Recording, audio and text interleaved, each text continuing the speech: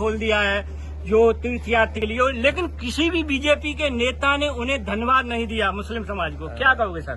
कई पत्रकार साथियों ने वो खबरें चलाई हैं, स्टोरीज की हैं, जहां पर श्रद्धालुओं की मदद मुस्लिम समुदाय के साथ साथ अन्य समुदायों ने बड़े पैमाने पर की। उस दिन जिस समय सरकार का इंतजाम फेल हो गया तो सबसे ज्यादा मदद करने के लोग अगर कोई सामने आए तो मुस्लिम समाज के लोग। उन्होंने अपनी मस्जिदों में, अपने घर में, अपने मदरसों में, अपने जो भी स्थान उनके पास था, न केवल उन्हें रुकने की जगह दी बल्कि उनकी जो सेवा कर सकते थे उस समय कड़ाके की ठंड में जब सबसे ज्यादा जरूरत थी खाने पीने के, कपड़ों की, वो इंतजाम किया और लोगों को मिलाया भी। ऐसे भी तमाम मुस्लिम समाज के लोग हैं जिन्होंने मिलाया भी एक दूसरे परिवार को।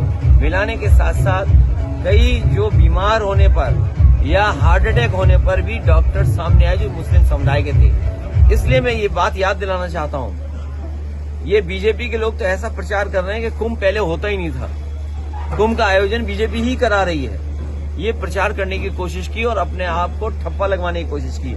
लेकिन सच्चाई ये जो डॉक्यूमेंटेड हिस्ट्री कहती है वो ये कहती है कि सम्राट हर्षवर्धन ने कुंभ लगाने की परंपरा शुरू की थी। जब सम्राट हर्षवर्धन कुंभ लगाते थे तो तमाम समुदाय के लोग, तमाम धर्म के लोगों को बुला करके वहां पर दान या उनसे मिलने का या आध्यात्मिक कार्यक्रम होते थे। स्नान करना, दान करना।